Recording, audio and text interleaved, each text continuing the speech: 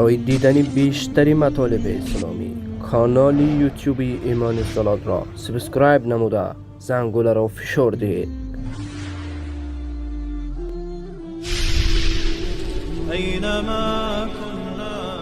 شبکه توحیدی ایمان زلال تقدیم می‌کند. الله من شرور انفسنا و من سیئات اعمالنا من يهده الله فلا مضل له ومن يضلل فلا هادي له واشهد ان لا اله الا الله وحده لا شريك له واشهد ان محمدا عبده ورسوله اما بعد فان استقى الحديث كتاب الله واستقى الهدي هدي محمد صلى الله عليه وسلم وشر الامور محدثاتها وكل محدثة بدعة وكل بدعة ضلالة. أعوذ بالله من الشيطان الرجيم. بسم الله الرحمن الرحيم. ولكم في رسول الله أسوة حسنة. حضار گرامی، برادران نهایت محترم، توفیق الله متعال شامل حال ما و شماست که در این روز مبارک برای ادای نماز جمعه در بهترین جایی که به نزد الله متعال محبوب ترین جای نامیده میشه مسجد جمع شدیم و اراده داریم که فریضه الله متعال نماز جمعه را به طریق پیغمبر صلی الله علیه و سلم انجام بدیم و ادا کنیم. نظر به تقاضای بسیار از دوستا از اینکه در این محل و منطقه شاگردای خواهرای ما خیلی زیاد بودند، تقاضا میکردند که روز در این مسجد آمده چند سخنی را ارائه کنیم. دعوتشان پذیرفته نظر به مقتضای موضوع خیلی ضروری مردم ما، نیازمندی و احتیاجات مردم ما، من یک موضوع را انتخاب کردم که مقتضای کلمه که ما داخل اسلام میشیم از ما چیست. یک شخصی که زمان کلمه را لا اله الا الله محمد رسول الله میگه، در یک دایره منظم و در یک نظام منسجم داخل میشه. و نظامی را که الله متعال ساخته ما در او داخل میشیم. این کلمه را هر فرد ما، خرد و کلان، زن و مرد، پیر و جوان، همگی میشناسه که کلمه کلمه اسلام آوردن است. هر فردی که کلمه را بخونه اگر دمو دقیقه و لحظه وفات بکنه نظر به حدیث رسول الله صلی الله علیه و سلم مستقیما در جنت داخل میشه.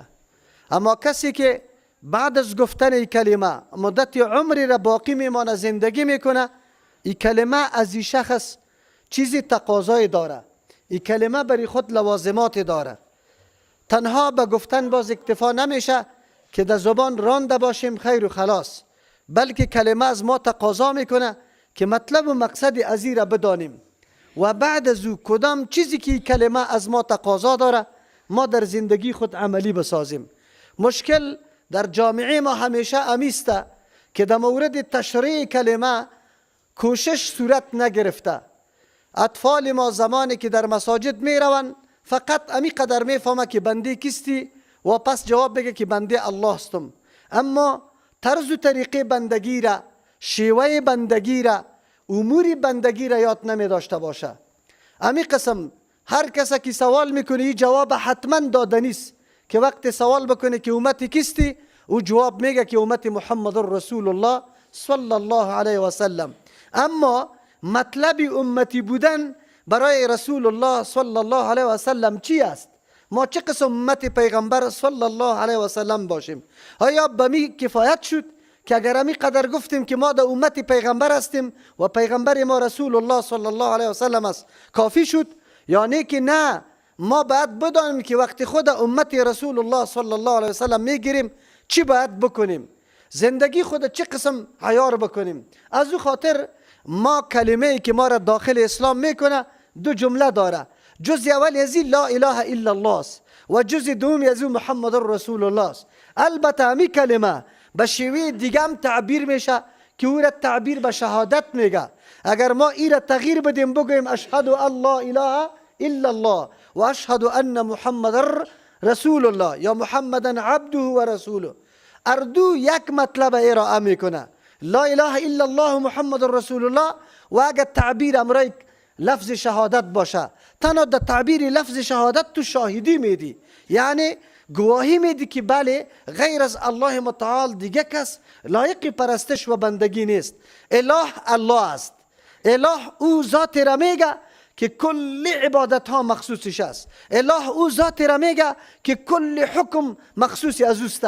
اگر در نظام دنیا شب و روز تغییر میخوره، اگر آفتاب و محتاب تا و بالا میشه، اگر هر حرکتی صورت میگیره، اگر برگ شور میخوره، این در زیر حکم و فرمان الله متعال است.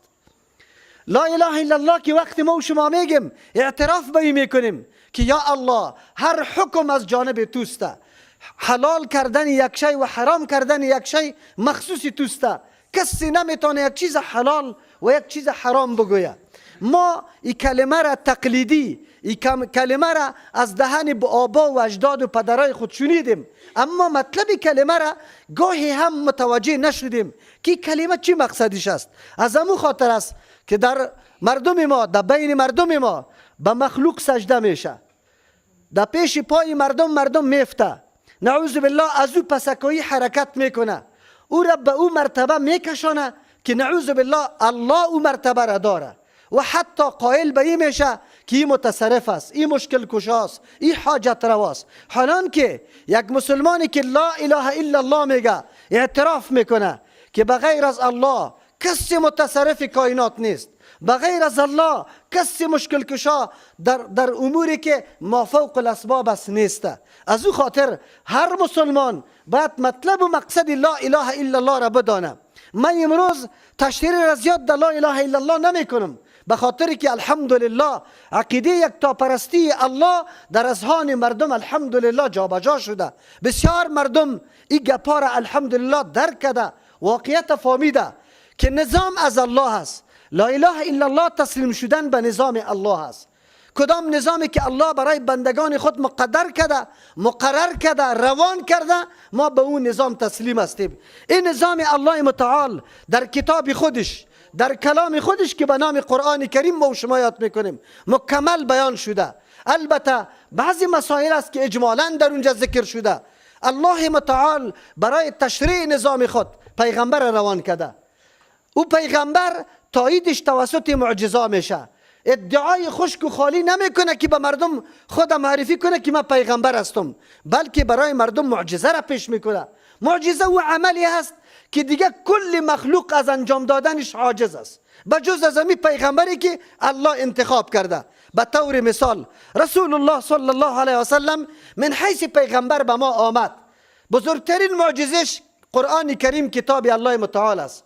اینطور معجزه که خودش گویاست، خودش چلنج میده، اخطار میده. خودی قرآن که ما و شما مطالعه میکنیم برای ما اخطار میده. و این کنتم فی ریب مما نزلنا علی عبدنا فأتوا بسورة من مثله. اگر شما در شک هستی که کلام الله نیست، پس شما به مثل یک قرآن کریم یک آیت یا دو آیت یا یک سورت به مثل قرآن بیاره. فصاحت و بلاغتش ای که مشتمل به تمام علوم باشه، دیگه پا تناقض پیدا نشوه. او اسرار و او رازهایی که الله در کتاب خود نهفته در کلام شما پیدا شوه. عربا به جنگ آماده شدن، به کشت و خون آماده شدن، در میدانای جنگ برآمدن، با وصفی که صاحب لسان بودن، صاحب لغت بودن، آنقدر شاعرای برجسته داشتن. در مقام عکاظ جایی که میل بازارشان بود، کسایی که شعرا بود، یک قصیده و شعر جور میکرد، در سر دروازه در بازار نصب میکرد و در سر دروازه کعبه نصب میکرد که کیست جواب شعر بگوید. ولی زمانی که کتاب الله قرآن آمد، آلی عرب خسته شده، مانده شده، نمیتونه به مثل یک آیت کوچک قرآن کریم چیزی را بسازه و در مقابل رسول الله صلی الله علیه و سلم ثابت بسازه که یه پیغمبر تو پیغمبری واقعی نیستی. از او خاطر الله متعال برای پیغمبرای دیگه معجزات گوناگون داده بود. به موسی علیه السلام چوب بود، چوب، عصا بود در دستش بود. زمانی که در کدام جای ضرورت پیدا میشد، الله متعال فرمان میداد موسی علیه السلام که بنداز عصایت. در موقعی که ساحرا جمع شد برای مناظره و مقابله، ساحرا غوله های تیرهای چوبه، غوله های چوبه مار جور کرده بود در چشم مردم. حتی که موسی علیه السلام هم ترسید که مبادا مردم در اشتباه واقع نشوه، نعوذ بالله. ولی زمانی که الله برش فرمان میده که القی عصاک، موسی علیه السلام هم میگه که عصای تپرت، وقتی عصا را میندازه یک اژدها بزرگ است، چیزی جور شدگی ساحرا مکمل بلعیده میشه، فرو میره در میدان، هیچ چیزی باقی نمانده. ساحرا درک کردن که سحر نیست، این معجزه حقیقی است. زودی که ایمان آوردن با وصف که ظلم فرعون، شکنجه فرعون، دیکتاتوری فرعون مکمل دیده بود، میفهمید که این ما تهدید به مرگ میشیم، لیکن امی تهدید به مرگم واره مانع نساخت از ایمان آوردن، چون حق شناختن، فهمیدن که این کاروایی که موسی علیه السلام میکنه از جان خودش نیست، این از جانب الله متعال است. دستی به سجده افتادن، اعلان ایمان کردن که ما به رب موسی و هارون ایمان آوردیم. فرعون تهدید میکنه، گفت شما را در شاخهای درخت خرما اعدام میکنم تانه، آویزان میکنم تانه. و برش میگه که چیزی را تو فیصله میکنی تعلق به امور دنیا داره، یعنی در دنیای کارا را سر ما میتونی، اما ما امید داریم که الله برای ما چیزی بهتره بده به خاطر عقیده و ایمان. عیسی علیه السلام معجزه داشت.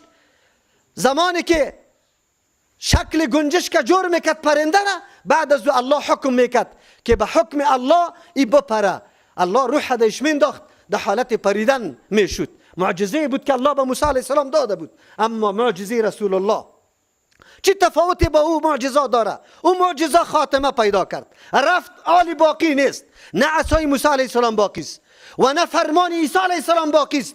اما معجزه که به رسول الله داده شده تا روز قیامت باقی است. خودش گویا و چلنج میده، خودش مردم اختار میده و کسی نیست تا روز قیامت که در مقابل 3 آیت و 1 آیت قرآن کریم یک آیت ساخته بتانه که به مثل قرآن کریم باشه. از او خاطر الله متعال برای رهبری بنده های خود، برای تشریع نظام خود، برای تفصیل نظام خود که چه رقم نظام الله تشریع شود، برای تشریع عبادت خود، وقتی که ما را الله به جز از عبادت به چیزی دیگه پیدا نکرده، الله خود میفرماید و ما خلقت الجن والانس الا لیعبدون، ما جن و انس پیدا نکردیم مگر برای عبادت پیدا کردیم. آلی عبادت چی طریقه داره، چه قسم انجام داده میشه، کی انجام داده میشه، به کدام کیفیت انجام داده میشه، الله پیغمبری خود روان میکنه، برای ما نظام الله را تشریع میکنه. زمانی که ما در کلمه لا اله الا الله را گفتیم، خود به الله تسلیم کردیم، نظام الله را قبول کردیم و ما اعتراف میکنیم که یا الله ما بندگی تو را قبول کردیم. آلی بندگی الله را به کدام طریقه، به کدام نقشه، با کدام سیستم انجام بدیم، دنبالش خودی ما میگیم که محمد رسول الله، کسی که نظام الله را بر ما تشریع میکنه، از طرف الله انتخاب شده، شخصی که معصوم است، شخصی که الله تایید میکنه او را، شخصی که الله فرمان میده ما را که اطاعت از او عین اطاعت از اوست. و من یطع الرسول فقد اطاع الله، کسی که اطاعت پیغمبر میکنه اطاعت الله را میکنه. و پیغمبر به ما مقرر کرده، ما جز دوم محمد رسول الله را اعتراف میکنیم. مسلک عقیده در لا اله الا الله داریم که به جز از الله کسی دیگری حاکم نیست، کسی دیگری معبود نیست، کسی دیگری فرمان روا نیست، مشکل کشا نیست. اینمی قسم عقیده یکتا پرستی را در شان رسالت رسول الله داشته باشیم که به جز از محمد رسول الله پیروی کسی مجاز نیست. اگر گپی کسی، اگر پدر و مادر اطاعت میشه، اگر عالم اطاعت میشه، به خاطر فرمان رسول الله میشه که رسول الله ما را فرمان داده که شما با پدر و مادرتان روش خوب بکنه. اگر رسول الله نگویه ما نمیتونیم، اگر عالم سخنش قبول میکنیم، به این خاطر که عالم از قرآن و حدیث بر ما دلیل میگه، سند بیان میکنه. اگر سند بیان نکنه، از نفس خود کدام سخن بگویه، ولو که هر قدر مرتبهش بالا و بلند باشه، قابل قبول نیست.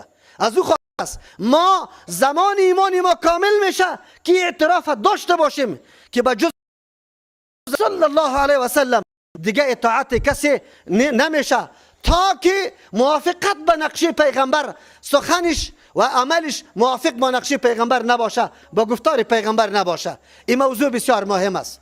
در این موضوع به خاطر گپ میزنم برادرها، این موضوعات خیلی داغ است. مردم وقتی که کسی را در یک مسجد میبینه یک عملی را انجام میده بدون از اینکه مراجعه به حدیث بکنه، مراجعه به عالم بکنه، پرسان بکنه کی عملی کی است، شروع میکنه به تشنج، شروع میکنه به خشونت، هیاهوی و سر و صداها میباشه.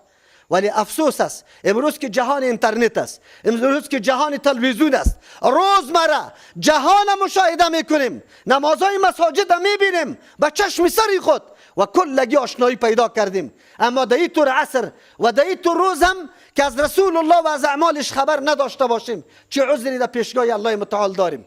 در قبر که مانده میشیم سه سوال عمده است: من ربک و ما دینک و من نبیک. این سوالی است که از تو میشه و تو باید آمادگی داشته باشی، ربت بشناسی. اگر تو در تمام عمرت رفتی در قبر و گفتی که برای من اولاد داده شوه، در عمرت رفتی در قبر و گفتی که مریضم جور شوه، در قبر گفته نمیتونی که ربی الله، پروردگاری من الله است. چرا که اینجا رب و صاحب قبر جور کردی، او را شفا دهنده گفتی، او را مشکل کشا گفتی. او چیزی که کتاب او را رد میکنه، قرآن رد میکنه. قرآن میگه ادعونی استجب لکم، الله میگه از من طلب بکنه من اجابت میکنم. ان الذين استكبرون عن عبادتي سيدخلون جهنم داخرين. کسایی که سرپیچی میکنه از خواستن ما، از من نمیخواه، میر از مخلوق میخواه، زود است که در جهنم ذلیل داخل شوه. الله اگر که از پیشش سوال نکنی، از پیشش طلب نکنی، غضب میکنه. ولی ما کجاستیم؟ ما در کدام سرحد چکر میزنیم؟ آیا فقط امی قدر که اکتفا کردیم از پدر و مادر کلمه را یاد گرفتیم، گزه وضو را شناختیم، آمدن مسجد به می کافی شد اسلامیتی ما؟ به می بالکل ما داخل جنت میشیم؟ نه، ما و تو مسلمان هستیم. بعد کدام نظامی را که تسلیم کردی تو بدانی و نظامه که اون نظام از تو چی تقاضا داره. از او خاطر من امروز در این مورد گپ میزنم رسول الله چی شخصیتی است. شما ببینه در فرانسه کسی که توهین به پیغمبر صلی الله علیه و سلم میکنه یک تصویر میکشه و او را غلط معرفی میکنه، رسول الله را چهره خشن به مردم وانمود میکنه. ما و شما اینجا قلبای ما جوش میزنه از غیرت، از شهامت که چرا در مقابل پیغمبری ما توهین و تحقیر میشه. اما ما اینمی محبتی خود با پیغمبر ثابت کردن توسط چی بکنیم؟ توسط از اینکه برایم در بازار یک ورق محبوب من نوشته در بغل خود بگیریم، دکانا را بند کنیم، راه ها را بند کنیم، چیخ و فریاد بزنیم؟ به می محبت رسول الله خلاصه میشه؟ طریقه پیغمبر همینطور بود که کسی پیغمبر را توهین کنه ما در بازار برایم؟ اگر کسی ادعای محبت رسول الله را داره، رسول الله را شخصیتی را بشناسه، رسول الله را بشناسه که ما چه قسم محبت پیغمبر را در قلب داشته باشم. ما عقیده داریم برادرها که محبت پیغمبر جز ایمان ماست. اگر محبت پیغمبر در قلب ما نباشه، ولو که 100 سال شب و روز روزه بگیری، نماز بخوانی، حج بکنی، در روی جنت دیده نمیتونی. محبت جز ایمان است. چه رقم محبت؟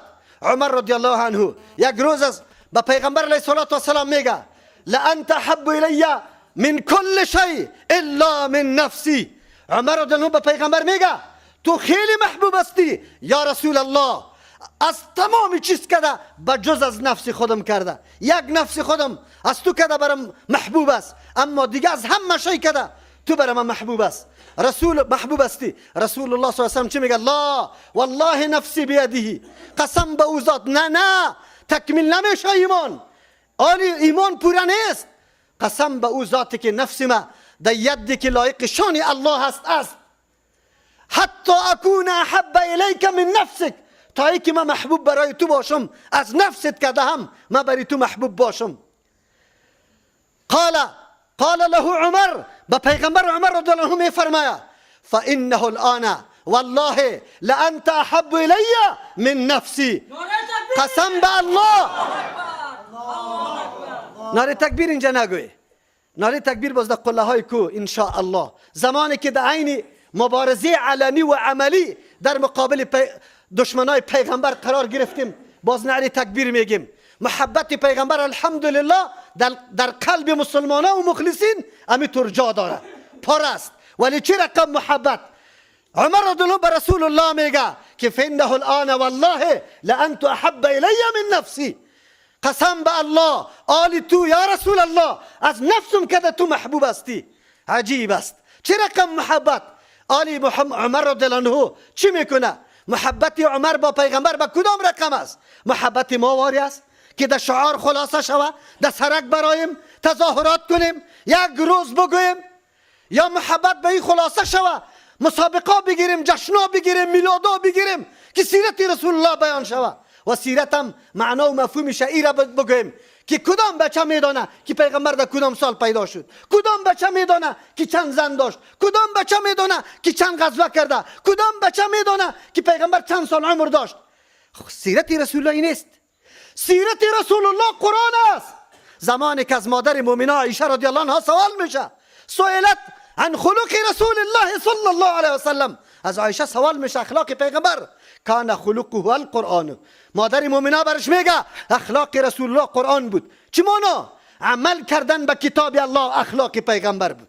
زندگی رسول الله مکمل تشریح و تفسیر کیست؟ کتاب الله متعال است. کتاب الله متعال است. او در زندگی خود قرآن تشریح کرد، عملی کرد، به امت خود همینطور گذاشت که امت اینی رقم عمل بکنه. دوستای ما برآمده شعار میده، فرانسه را شعار میده و جوان شعار نده فرانسه را.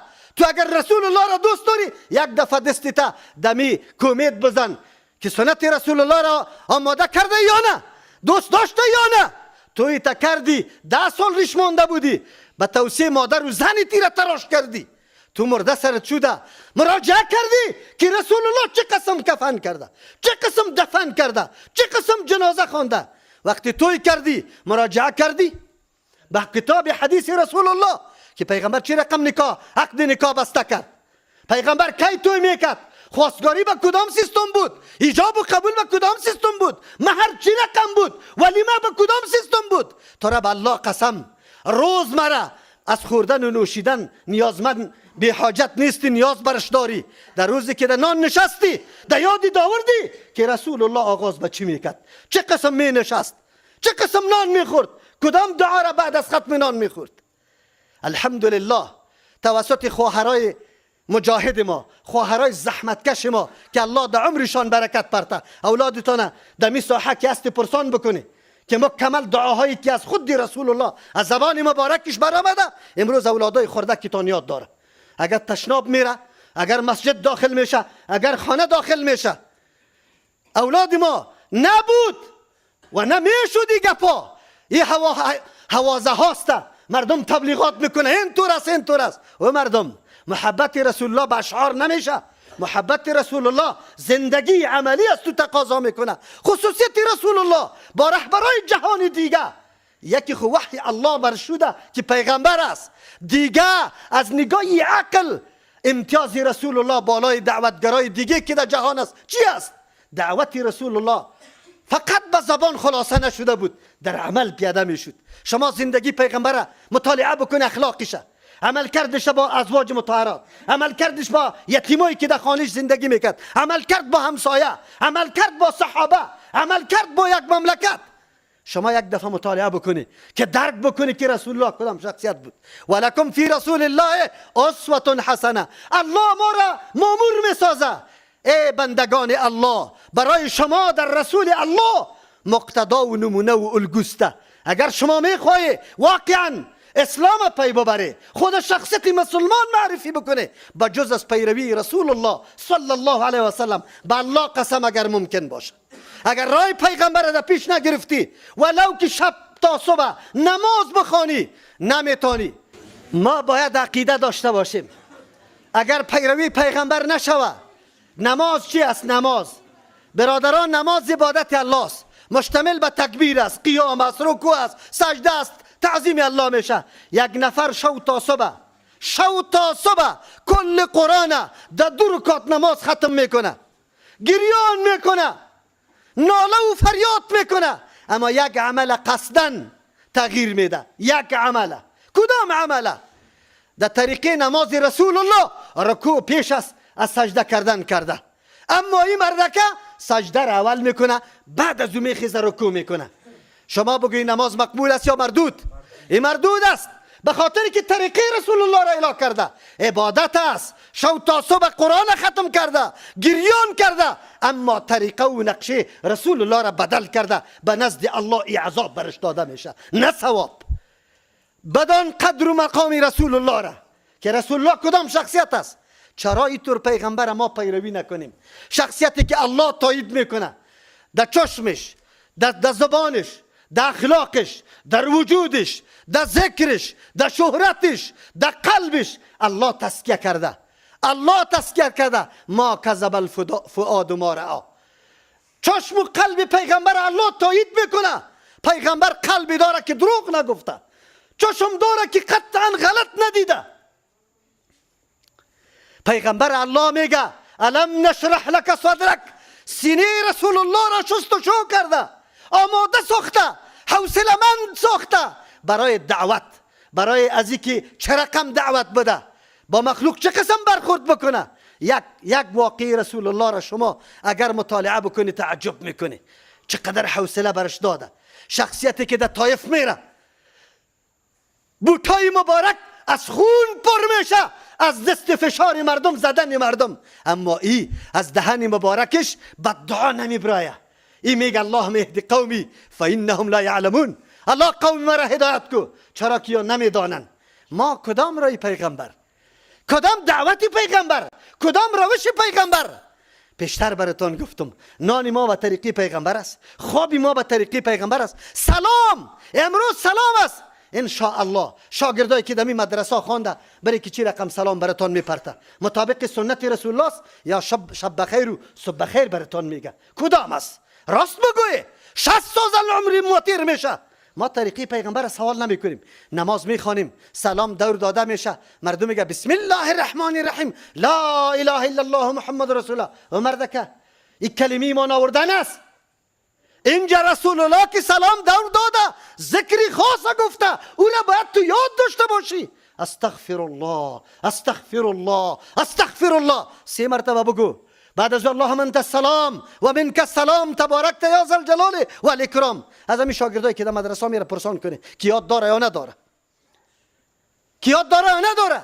ما دعوای ناحق لفاظی کردیم فقط برای اهداف سیاسی خود مردم جمع کو، برای محبت پیغمبر همایش داریم. چی همایش؟ در خانه چی همایش داری از رسول الله؟ در قارب در اهل و خانوادت چی همایش از رسول الله داری؟ من همینجا تقریر در خطبه میکنم، خب گوشت را باز کنی. من میفهمم که اینجا تقریر چی رقم میشه. در بسیار مساجد اول میه مولا صاحب، مولوی صاحب در سر منبر بالا میشه تقریر میکنه، بعد از او باز مردم سنت میخوانه، پس از او باز خطبه گفته میشه. رسول الله طور نکرده. رسول الله آمده در سر منبر، در دمی روش آذان گفته شده، پس از او خطبه در بین خطبه مردم افهماندن تقریر کرد.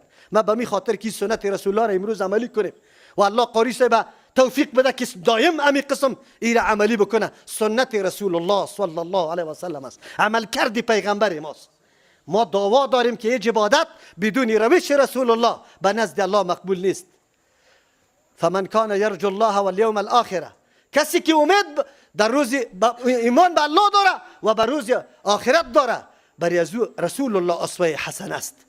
کسی که عقیده داره، کسی که از آخرت در نظر خود گرفته، او همیشه هر حرکت خود موافق نقشه پیغمبر میسازه. اینطور رسول الله را ما الگو نگیریم که الله برش میگه و انک لعلی خلق عظیم. مکمل وجودی رسول الله را الله تایید میکنه. تو برابر شده ای، تو مزین شده ای به خلق عظیم. قرآن میگه، الله میگه به اخلاق بزرگ. چقدر بزرگ؟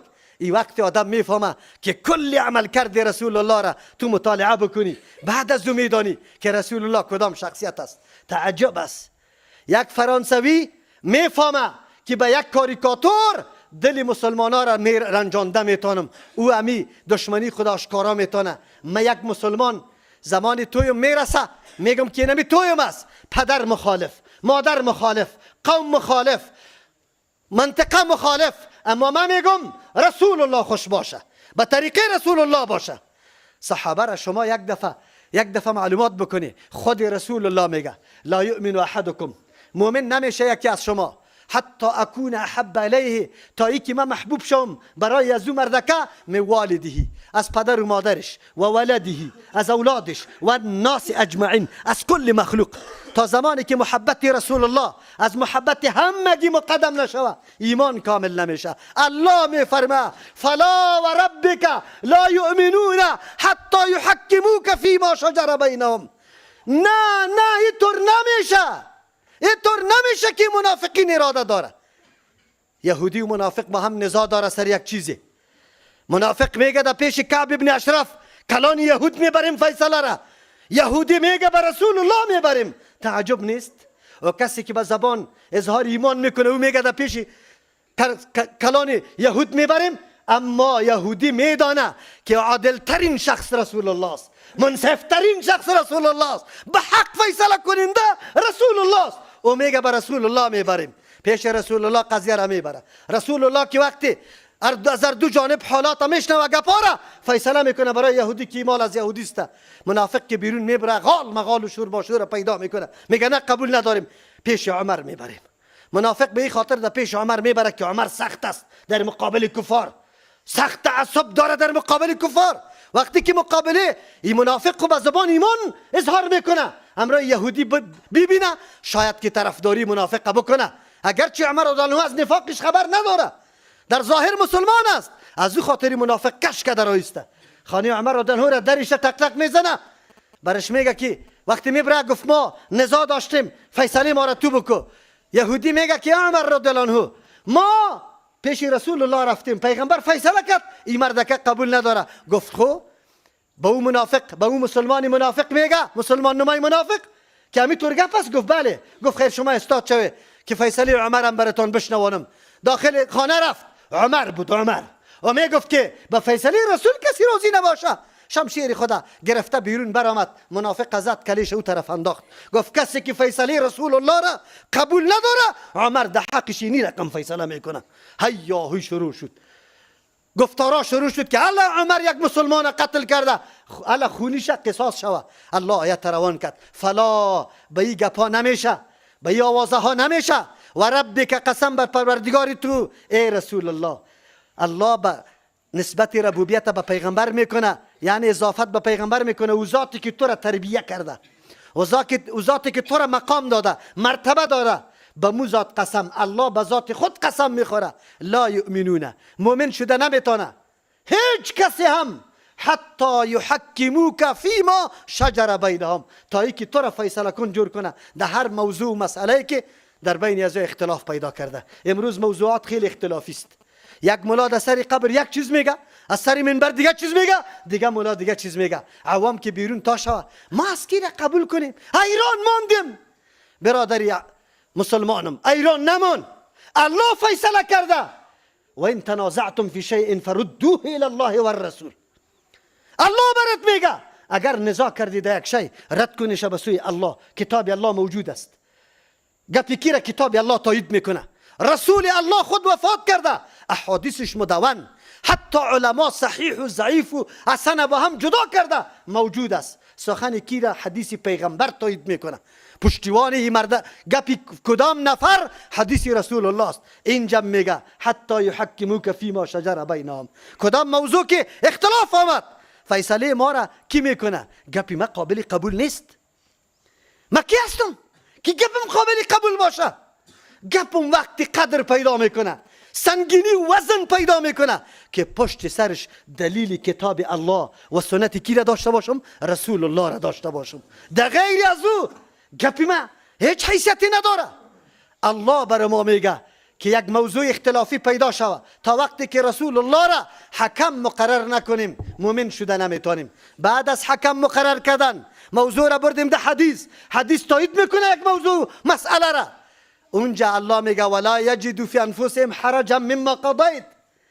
وقتی که حدیث فیصله کرد، رسول الله فیصله کرد، در سینه خود ادناترین خدشه خطی را هم نیابه، فیصله را بالکل از قلب تسلیم شوه. از این خاطر میگه و یسلموا تسلیما، اینطورم نشوه که در دل بپذیره خو عمل سرش نکنه. قرآن میگه که تا تسلیم نکرده باشه، عملی نکرده باشه. 3 شرط برای ایمان وقتی پوره میشه که آدم موضوع اختلافی را حکمش رسول الله مقرر کنه. یک.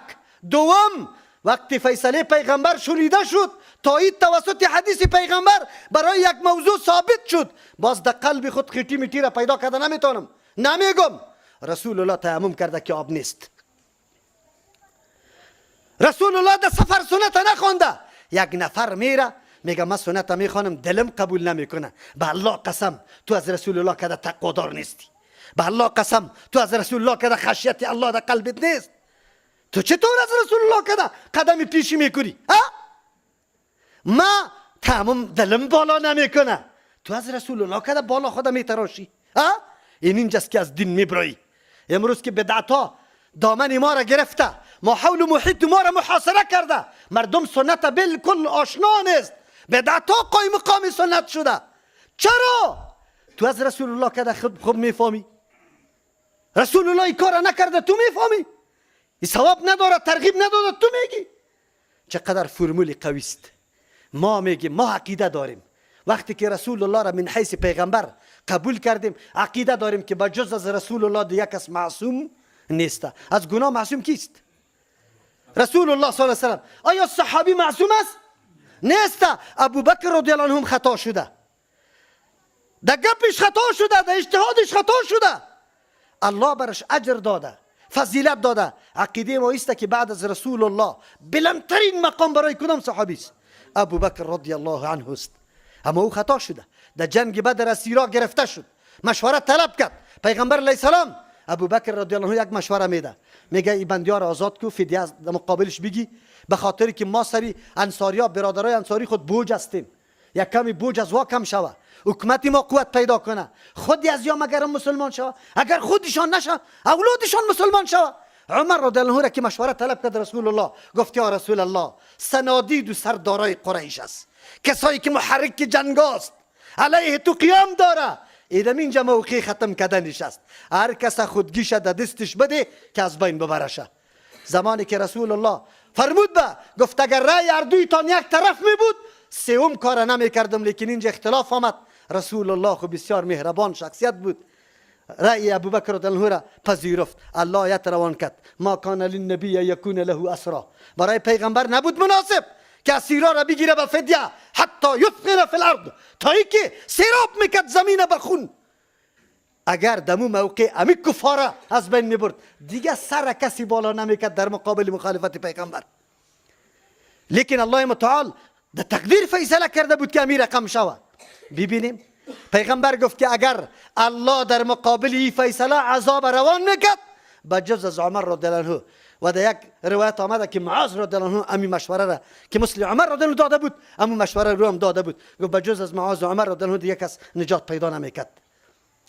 رسول الله معصوم است، ما عقیده داریم دیگه کس معصوم نیست. هر عالم خطا میشه، البته خطای علما موجب عیبشان نیست و مجتهد است. اگر خطا شده باشه الله یک اجر برش داده، اگر در ثواب رسیده باشه الله دو اجر برش داده. و ما عقیده به ای داریم که یک عالم قصدن خود مخالف سنت رسول الله صلی الله علیه و سلم، خصوصا سلف ما، خصوصا ائمه اربعه، 4 امام که مشهور امام است، یکیشان قصدن مخالفت سنت رسول الله را نکرده. بله در اجتهاد خطا شده، اما خطای از وار ما همیشه لازم بگیریم، عمل سرش بکنیم. الله ما را به این مامور نساخته، ما را فرمان داد که حدیث پیغمبر حکم است. موضوع را ببره در حدیث پیغمبر، حدیث پیغمبر موضوع را حل میکنه، موضوع را تصفیه میکنه. ما باید به این نمیشینیم که نه اینمی گپی که مولوی صاحب گفته ولو که خطا هم است من امیر عمل میکنم، نه این برای ما مجاز نیست. قرآن برای ما میگه فیصله کنه، رسول الله را مقرر کو، حدیث پیغمبر را مقرر کو. این پیغمبر ما چطور پیروی نکنیم؟ هدایت ما، رهنمایی ما به جز از پیروی رسول الله صلی الله علیه وسلم به کسی دیگه نمیشه. ان تطیعوه تهتدوا، اگر شما اطاعت رسول الله را کرده شما هدایت یافته میشه. به جز از پیروی رسول الله قطعا امکان نداره که هدایت حاصل شود. ما پیغمبر چه قسم محبت اظهار بکنیم، محبت پیغمبر چطور در قلب ما باشه؟ فقط در زبان برانم که من قطع پیغمبر محبت دارم؟ نه. خطبه میگم رسول الله چه قسم خطبه خوانده. نماز میخوانم میگم رسول الله چه رقم نماز خوانده. از مسجد میبرایم میگم رسول الله چه رقم برآمده، کدام دعا را خوانده. ان شاء الله ریش سفیدا اینجا موجود است. 60 تا 70 سال عمرشام شده. من فقط یک سوال میکنم، این را به این خاطر نمیکنم با ثابت کنم که ما با رسول الله عملا چقدر محبت داریم. یک نفر برای ما بگوید که وقتی در مسجد داخل میشیم رسول الله کدام دعا را خوانده. جوانا را نمیگم، ریش سفیدا را که 60 سال 70 سال 50 سال عمر تیر کرده. منظورم نیست.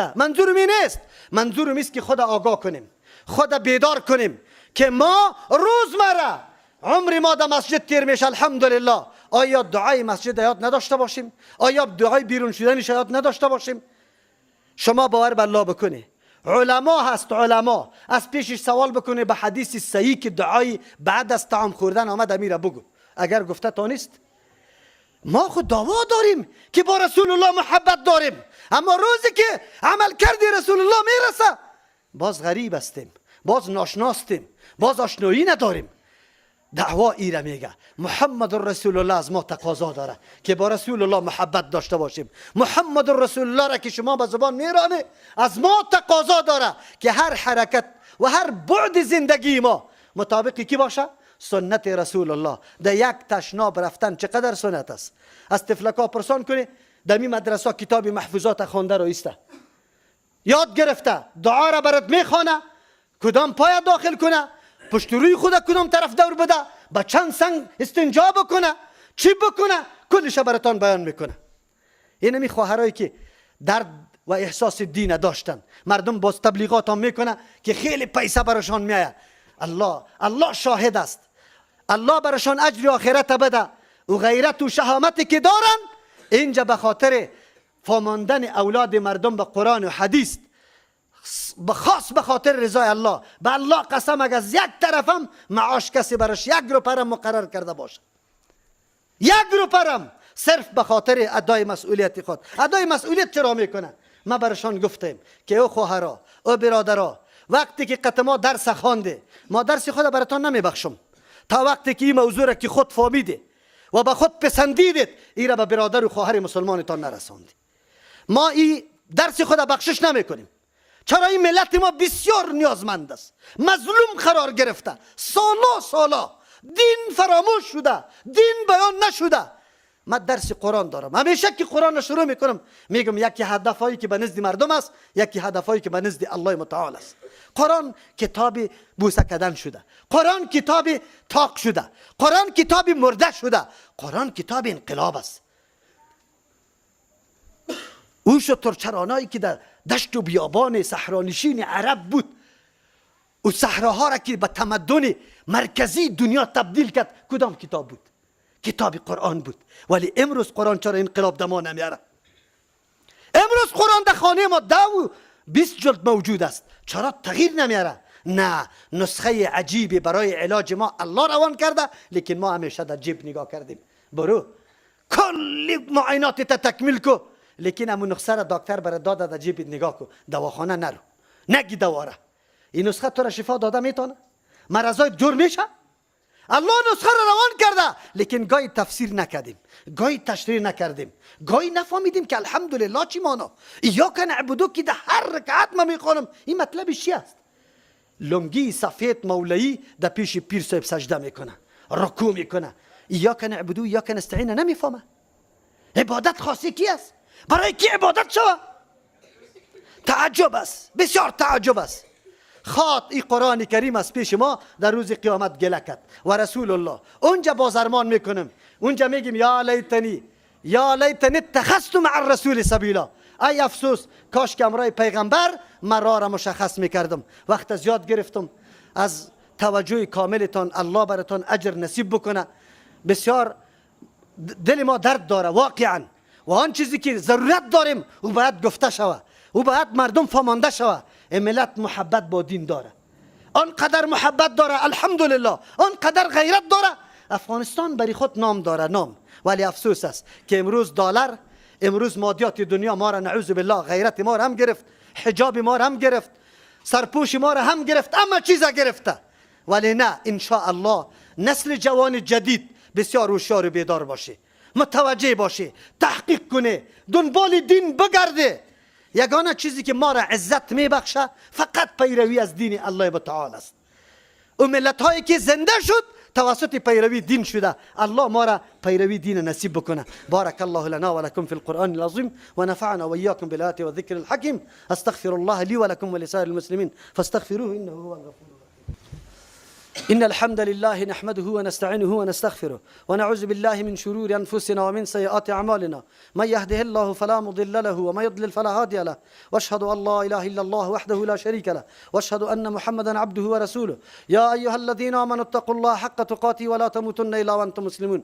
يا أيها الناس اتقوا ربكم الذي خلقكم من نفس واحدة وخلق منها زوجها وبث منهما رجالا كثيرا ونساء. واتقوا الله الذي تساءلون به والأرحام إن الله كان عليكم رقيبا. يا أيها الذين آمنوا اتقوا الله وقولوا قولا سديدا يصلح لكم أعمالكم ويغفر لكم ذنوبكم ومن يطع الله ورسوله فقد فاز فوزا عظيما. اللهم صل على محمد وعلى آل محمد كما صليت على إبراهيم وعلى آل إبراهيم إنك حميد مجيد. اللهم بارك على محمد وعلى آل محمد كما باركت على إبراهيم وعلى آل إبراهيم إنك حميد مجيد. اللهم انصر الإسلام والمسلمين. اللهم انصر الإسلام والمسلمين. اللهم انصر الإسلام والمسلمين. اللهم اهلك الكفرة والمشركين والداهرين واليهود والنصارى وصائر أعداء الدين. اللهم دمر ديارهم وخرب بنيانهم وشتت جمعهم وزلزل أقدامهم وخصهم أخذ عزيز مقتدر. عباد الله رحمكم الله، إن الله يأمر بالعدل والإحسان وإيتاء ذي القربى وينهى عن الفحشاء والمنكر والبغي يعظكم لعلكم تذكرون. اذكروا الله يذكركم ولذكر الله أكبر والله يعلم ما تصنعون.